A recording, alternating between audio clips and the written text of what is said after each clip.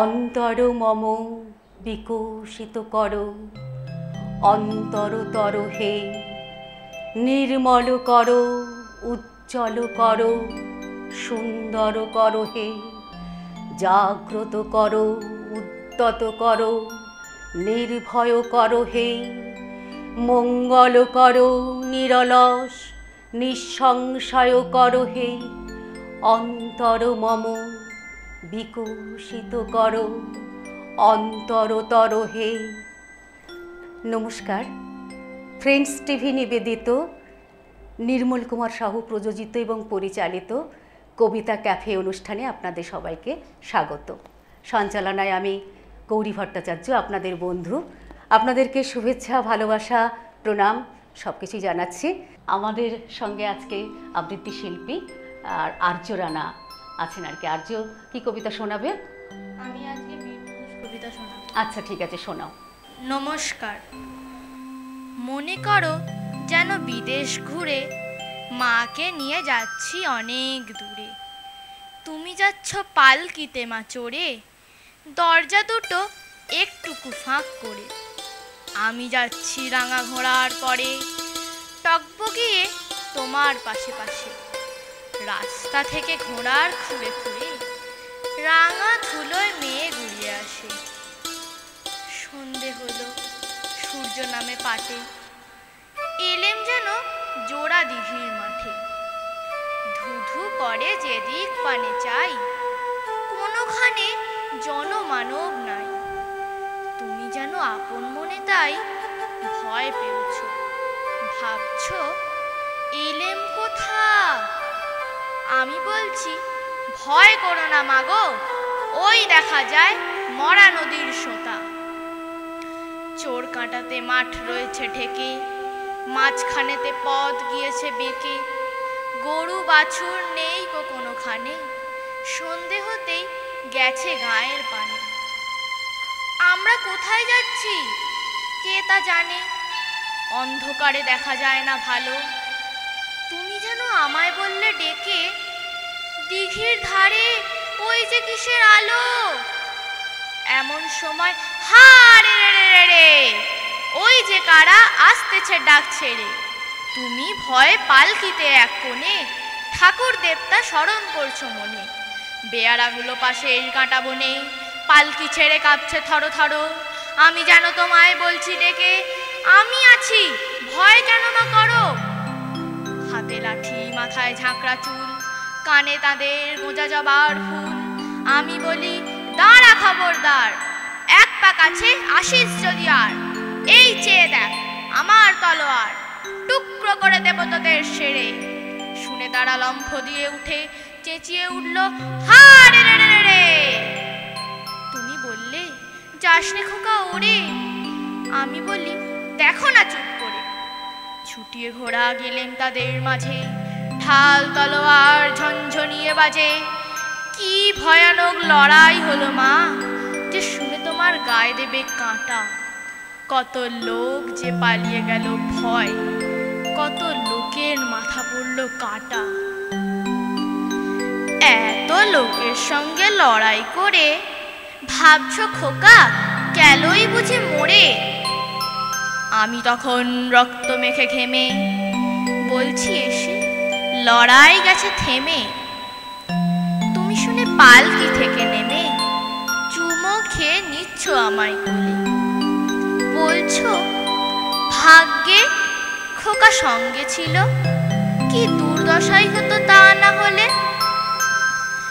রোজ কত কি ঘটে যাহা তাহা, এমন কেন সত্যি হয় না আহা।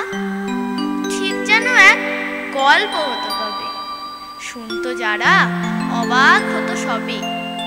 দাদা বলতো কেমন করে হবে, খোকার গায়ে অত কি জোর আছে।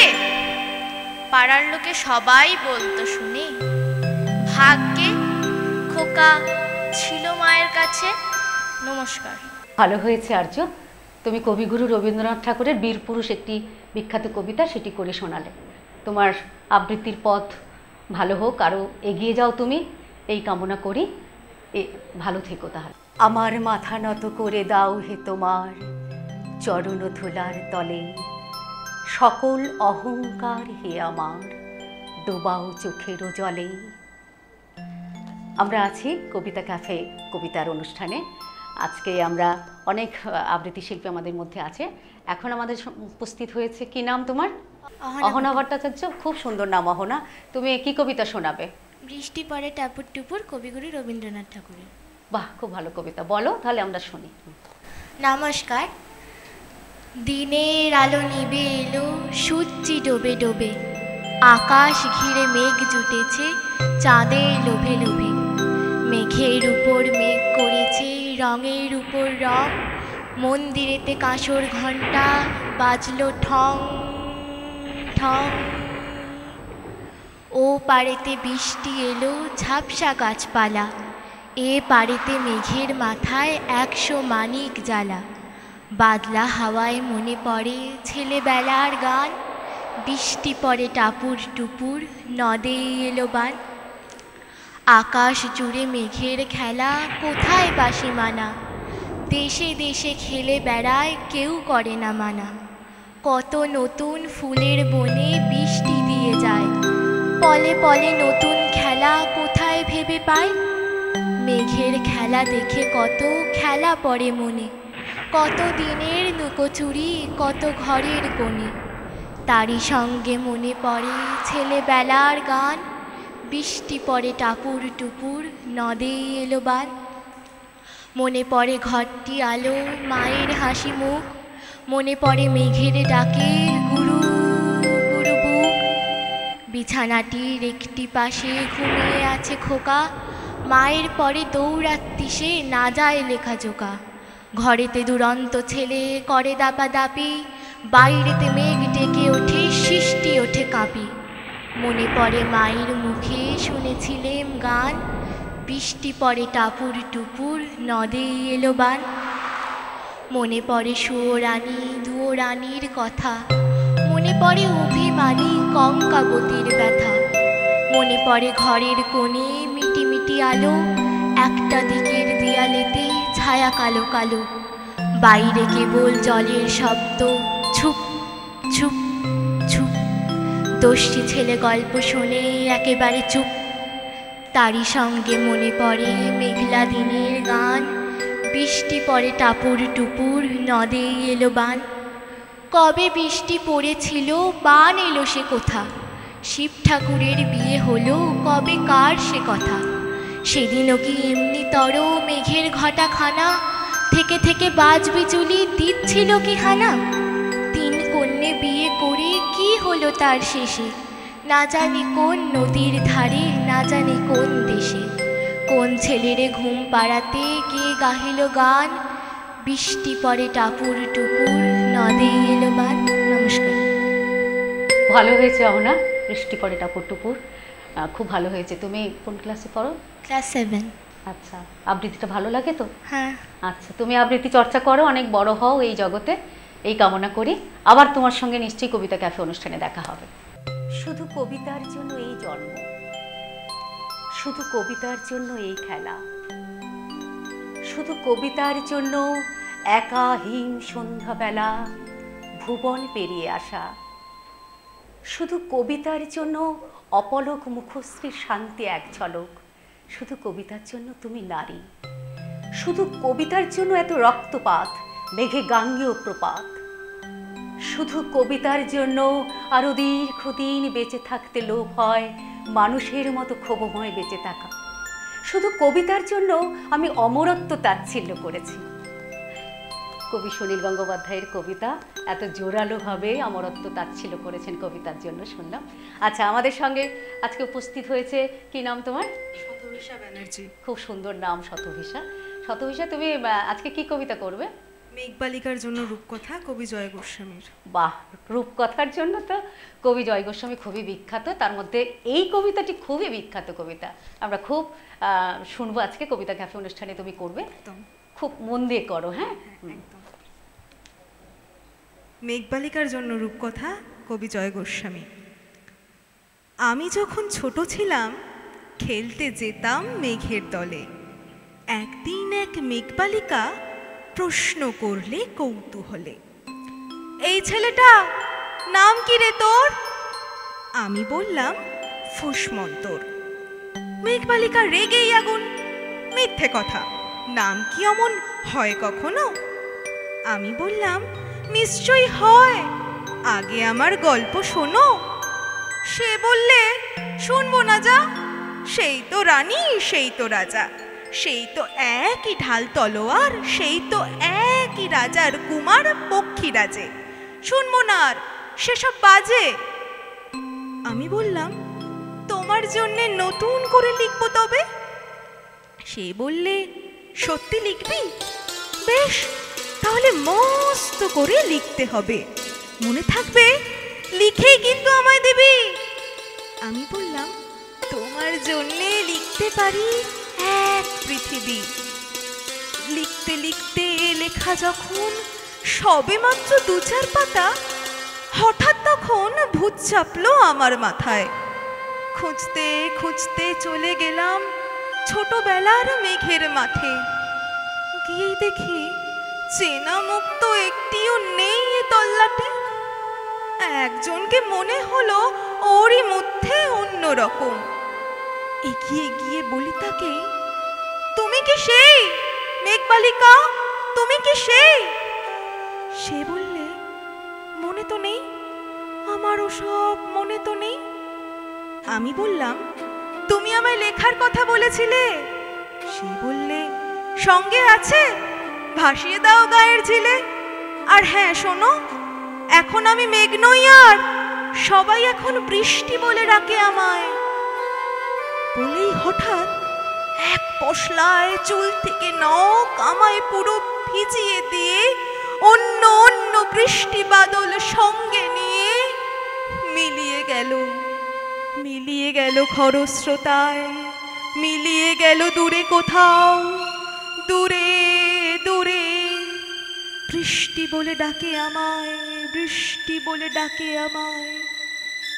বলতে বলতে আমি কেবল বসে রইলাম, ভিজে একসা কাপড় জামায় গাছের তলায় বসে রইলাম। বৃষ্টি নাকি মেঘের জন্যে? এমন সময় অন্য একটি বৃষ্টি আমায় চিনতে পেরে বললে, তাতে মন খারাপের কি হয়েছে? যাও, ফিরে যাও, লেখো আবার। এখন পুরো বর্ষা চলছে, তাই আমরা নানান দেশে ভীষণ ব্যস্ত। তুমিও যাও, মন দাও গে তোমার কাজে। বর্ষা থেকে ফিরে আমরা নিজেই যাব তোমার কাছে। এক পৃথিবী লিখবো আমি, এক পৃথিবী লিখবো বলে ঘর ছেড়ে সেই বেরিয়ে গেলাম, ঘর ছেড়ে সেই ঘর বাঁধলাম গহন বনে। সঙ্গে শুধু কাগজ কলম, একাই থাকবো, একাই দুটো ফুটিয়ে খাবো। 2-1 মুঠো ধুলো বালি যখন যাহা আসবে মনে তাদের লিখবো, লিখেই যাব। এক পৃথিবীর 100 রকম স্বপ্ন দেখার সাধ্য থাকবে যে রূপকথায়, সেরূপ কথা আমার একার।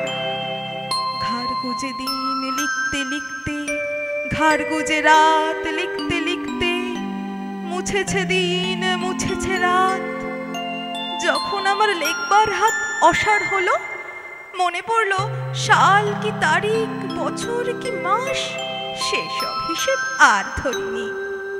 লেখার দিকে তাকিয়ে দেখি এক পৃথিবী লিখবো বলে একটা খাতাও শেষ করিনি।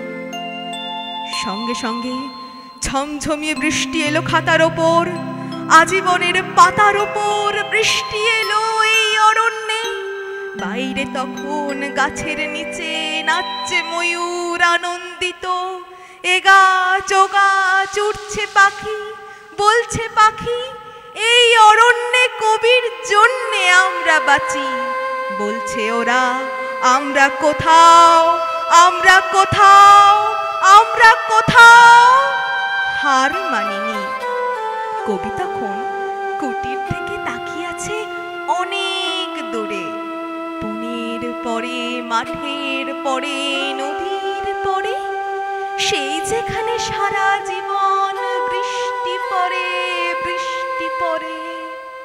সেই যেখানে কেউ যায় না, কেউ যায়নি কোনো দিনই, আজ সে কবি দেখতে পাচ্ছে সেই দেশে সেই ঝর্ণা তলায় এদিক ওদিক ছুটে বেড়ায় সোনায় মোরা মেঘ হরিণী, কিশোর বেলার সেই হরিণী, কিশোর বেলার সেই হরিণী।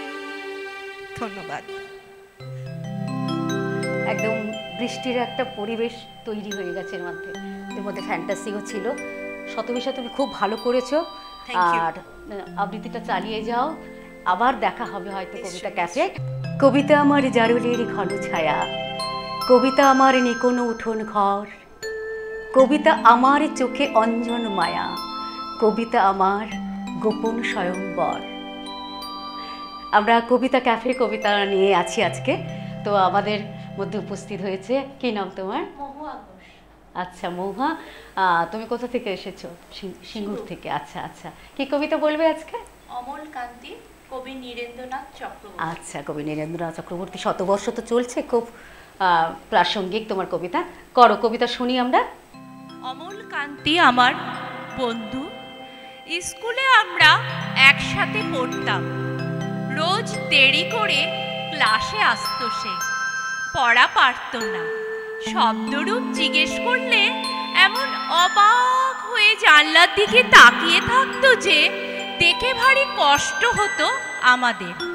আমরা কেউ মাস্টার হতে চেয়েছিলাম, কেউ ডাক্তার, কেউ উকিল।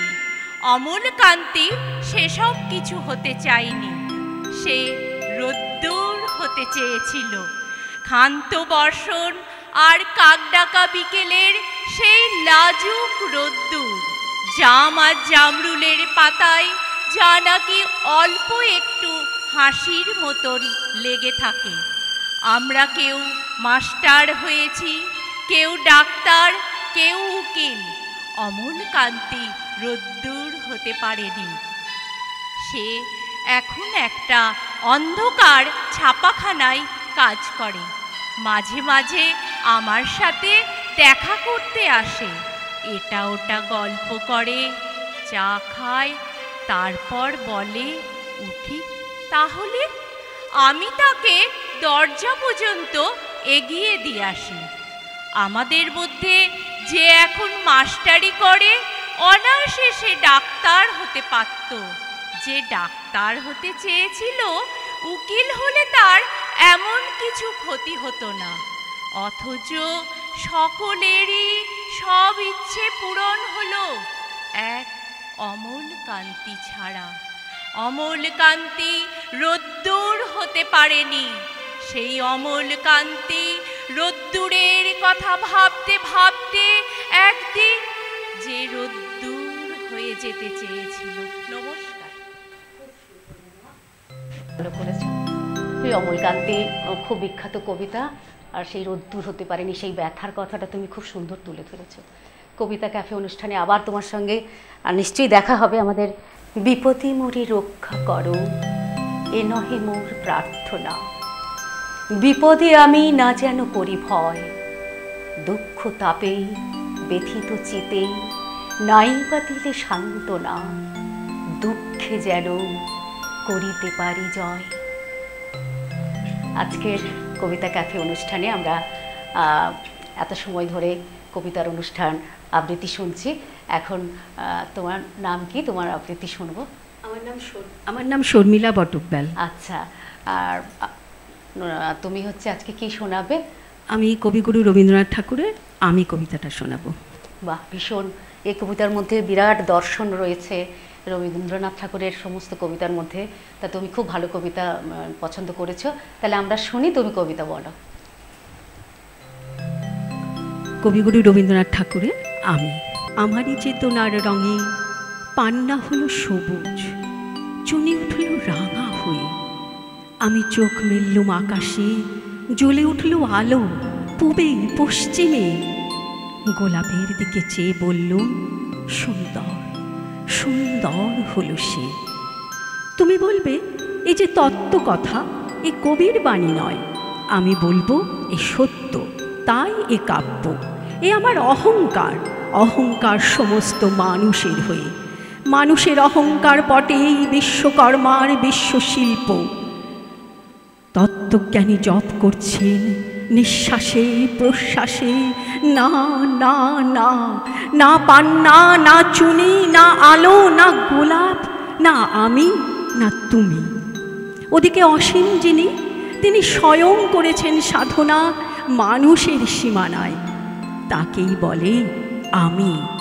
সেই আমির গহনে আলো আধারের ঘটল সঙ্গম, দেখা দিল রূপ, জেগে উঠল রস, না কখন ফুটে উঠে হলো হা মায়ার মন্ত্রে, রেখায় রঙে সুখে দুঃখে। একে বলো না তত্ত্ব, আমার মন হয়েছে পুলকিত। বিশ্ব আমির রচনার আসরে হাতে নিয়ে তুলি, পাত্রে নিয়ে রং। পণ্ডিত বলছেন বুড়ো চন্দ্রটা নিষ্ঠুর, চতুর হাসি তার, মৃত্যুদূতের মতো গড়ে মেরে আসছে সে পৃথিবীর পাঁজরের কাছে। একদিন দেবে চরম টান তার সাগরে পর্বতে, মর্তলোকের মহাকালের নূতন খাতায় পাতা জুড়ে নামবে একটা শূন্য, গিলে ফেলবে দিন রাতের জমা খরচ। মানুষের কীর্তি হারাবে অমরতার ভান, তার ইতিহাসে লেপে দেবে অনন্ত রাত্রির কালি।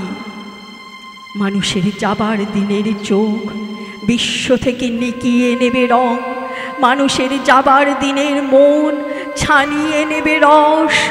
শক্তির কম্পন চলবে আকাশে আকাশে, জ্বলবে না কোথাও আলো। বিনাহীন সভায় যন্ত্রের আঙুল নাচবে, বাজবে না সুর। সেদিন কবিত্বহীন বিধাতা একা রবেন বসে, ব্যক্তিত্ব হারা অস্তিত্বের গণিত তত্ত্ব নিয়ে। সেদিন বিরাট বিশ্বভুবনে দূরে দূরান্তে অনন্ত অসংখ্য লোকে লোকান্তরে এ বাণী ধ্বনিত হবে না কোনোখানে, তুমি সুন্দর, আমি ভালোবাসি। বিধাতা কি আবার বসবেন সাধনা করতে যুগ যুগান্তর ধরে?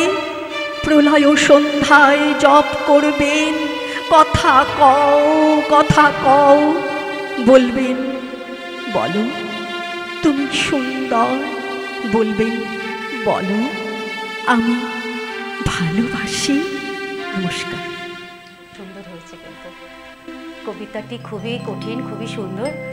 তো শর্মিলা খুব ভালো করেছে। আর এখানে এসে কেমন লাগছে তোমার শর্মিলা? আমার খুব ভালো লাগছে। কবিতা ভালোবেসে করছো? ভীষণ ভালোবাসি কবিতাকে। আচ্ছা, চালিয়ে যাও, আজীবন ধরে আবৃত্তি চালিয়ে যাও। মঙ্গলে উষা বুধে পা, যথা ইচ্ছা তথা যা। নারী হয়েও জ্যোতিষী রাগ করলেন পতিশ্রী। নবরত্ন সভার ধন, বরাহ এবং মিহির কণ। নারী যদি ঘরেই শেষ, ধন্য রাজার পুণ্য দেশ। এই আমাদের মানে নারী অষ্টাদশ, একবিংশ এবং বিংশ শতাব্দী আর তার আগে আমাদের নারীদের ঘরের ভিতরে রেখে দেওয়া একটা পুরুষ শাসিত সমাজের একটা মানে অহংকার ছিল যে নারীরা ঘরের মধ্যে থাকবে। তো আজকে আমাদের কবিতা ক্যাফে অনুষ্ঠানে আমি পেয়েছি, কি নাম তোমার? আমার নাম শম্পা নন্দী। সম্পাদি। সম্পাদি, তুমি আগে কি করতে? মানে এখন তো কবিতা করো। হ্যাঁ, এখন করছি। আগে করছি। আগে মানে তোমার কি প্রফেশন ছিল? আমি শিক্ষকতা করতাম। হ্যাঁ, আমি একটু গল্প করছিলাম তোমার সঙ্গে, তাই শুনছিলাম। আগে পড়িয়েছো আর কি, আমরা জীবনভর পড়িয়েছো, এখন জীবনভর কবিতা আবৃত্তি করো। এখন একাকিত্ব দূর করার জন্য আমি কবিতায় এসেছি। হ্যাঁ, একাকিত্ব বলো আর যাই বলো না কেন, আবৃত্তি নারিশমেন্ট করে, মানে আমাদেরকে সেবা শুশ্রূষা করে কিন্তু। ভীষণ। তুমি সেটা নিশ্চয়ই ফিল করেছো। আচ্ছা, তুমি আজকে কি কবিতা বলবে? আমি সুবোধ সরকারের লেখা কবিতা লক্ষ্মী বলবো। আচ্ছা, কবি সুবোধ সরকার, তার কবিতা লক্ষ্মী তুমি বলবে। আচ্ছা, বলো।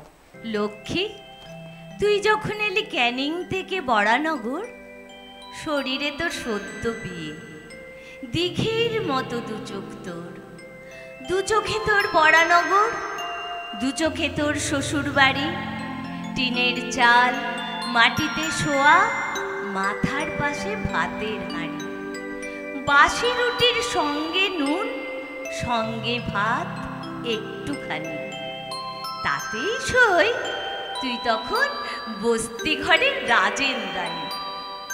কিন্তু যেটা বলার কথা, কে তোর বর? কোন ছেলেটা?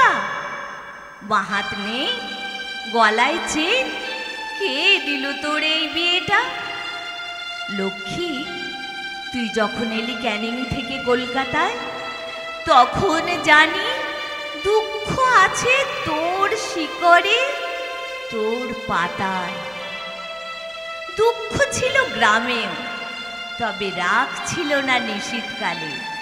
যে দুঃখটা ভারত জুড়ে, সে দুঃখটা চালে ডালে। বছর যেতে না যেতে তুই হাওড়া থেকে কোথায় গেলি? বম্বে গেলি, দুবাই গেলি, এবং তুই ফিরেও এলি। লক্ষ্মী, তুই দুবাই বসে সরু চালের ভাত খেতিস। হুইস্কির বোতলগুলো ছিল যে তোর দু চোখে বিষ। শিখতে হলো সে বিষ খাওয়া, বিষ না খেলে ছিল চাবুক। ক্যানিং থেকে দুবাই এসে শুকিয়ে গেল দিঘির বুক। প্রথমে তোকে তোর বাবা মা বিকিয়েছিল অল্প দামে। বরানগর, বম্বে, গোয়া, দুবাই এসে বিক্রি থামে। এখানে তোর বিক্রি শেষ, জল শুকলো তোর দিঘিতে। একটা লোক এলো সেদিন তোকে হঠাৎ ফিরিয়ে নিতে। লোকটা কে রে? লোকটা বুড়ো? লোকে তুই ওকে চিনিস? ও তোর বর? কোথায় যেন দেখেছিলি বিয়ের রাতে এক ঝলক, বরানগরে দু একবার। কোথায় খেত, কোথায় শুতো, থেকে থেকে যেত বিহার। ধরেনি হাত, ধরেনি বুক, কখনো তোকে মারিনি চড়। লোকটা কে রে? আজ প্রথম ধরলো হাত নিজের বর। চুড়ি পরালো, নতুন শাড়ি, টিকিট কেটে বম্বে মেল। মাটির ভাঁড়, সেদ্ধ ডিম, মেল চলেছে। এলো বিকেল, বাড়ি ফিরেছে বাড়ির বউ, রোমাঞ্চিত হাতের লোক। এ বাড়ি তোর আসল বাড়ি, বাড়ির নাম লিলুয়া হোম। এখানে এসে পৃথিবী পেলি, দেখতে পেলি দেবী নিয়তি। সন্ধে হলে বিড়ি ধরায় লক্ষ্মী আর সরস্বতী। ধন্যবাদ। অসাধারণ সম্পাদিক, অসাধারণ বললেও খুব কম বলা হয়। এই যে লক্ষ্মীর করুণ কাহিনী তুমি তুলে ধরলে, সে লড়াই করে বাইরে বেরিয়ে আসতেও পারেনি, একেবারে সেই লিলুয়া হোমে চলে এলো। তার এই করুণ পরিণতি চোখে জল এনে দেয়। খুব ভালো হয়েছে। তুমি আবৃত্তি নিয়েই থাকো এবং তোমার বাকি জীবন আরও সুন্দর হোক। এই কবিতা ক্যাফে অনুষ্ঠান থেকে আমরা সেই কামনা করছি। ফ্রেন্ডস টিভি নিবেদিত এবং নির্মল কুমার সাহু প্রযোজিত পরিচালিত আজকের যে কবিতা ক্যাফে অনুষ্ঠান, আমি সঞ্চালনায় ছিলাম গৌরী ভট্টাচার্য। সবাইকে আবার আমি নমস্কার জানাচ্ছি এবং ফ্রেন্ডস টিভিতে যারা রয়েছেন, তারা যন্ত্রী এবং camera, before camera, behind camera, তাদেরকে প্রত্যেককে আমি আমার ধন্যবাদ জানাচ্ছি। আর শেষে বলবো, কবিতার দেবতা সুন্দরের প্রকাশ। সুন্দরকে স্বীকার করতে হয়, যা সুন্দর তাই দিয়ে, কবি কাজী নজরুল ইসলাম বলেছেন। আশা করি আপনাদের সঙ্গে এরকম দেখা হবে মাঝে মাঝে, আর সবাই কবিতার সঙ্গে থাকবেন। আমি আবৃত্তি শিল্পী এবং সঞ্চালক হয়ে এই কামনা করছি। নমস্কার।